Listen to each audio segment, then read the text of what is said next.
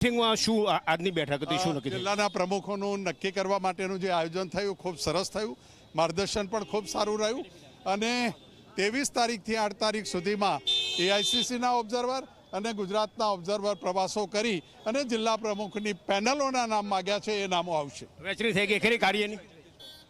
જિલ્લાઓની વહેંચણી એઆઈસીસીના નિરીક્ષણ એઆઈસીસીના ઓબ્ઝર્વરને જિલ્લાઓ ફળવાઈ ગયા છે, પીસીસીના છે અને 1-2 દિવસમાં ફળવાઈ જશે. કયા પ્રકારે આ આખી પ્રક્રિયા રહેશે ઇન્ટરવ્યુની કે ધારો કે કોઈ એક જિલ્લો છે જે એક કરતાં વધારે કેપેબલ વ્યક્તિ તમારા સામે આવે? 5-5, 6-6 નામો લાવવા માટેની વ્યવસ્થા થઈ.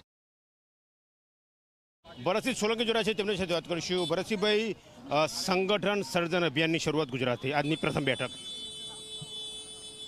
સરસ મજાની કોંગ્રેસ જે પ્રકારે 1885થી ચાલતી હતી અને એનો પાયો જે પ્રકારે મજબૂત હતો અને સંગઠન જે રીતે કામ કરતું હતું અને સંગઠનનો પ્રભાવ આઝાદીની લડાઈમાં રહ્યો અને આઝાદી પછી જ્યારે કોંગ્રેસ લોકશાહી ડબે ચૂંટણી જીતીને સત્તા પર આવી ત્યારે જે રીતે સંગઠનનો પ્રભાવ સત્તા પર ચૂંટાયેલી પાક પર લે એ પ્રકારે આવનારા સમયમાં કોંગ્રેસના સંગઠનને મજબૂત બનાવવા માટેની માર્ગદર્શન રાહુલજીએ હાઈકમાન્ડ તરીકે આપ્યું. નિરીક્ષકોની શું જવાબદારી રહેશે જિલ્લા પૂરતી? અમારા પ્રદેશ પ્રમુખ અને મુકુલજી એ માર્ગદર્શન એ આપને આપશે.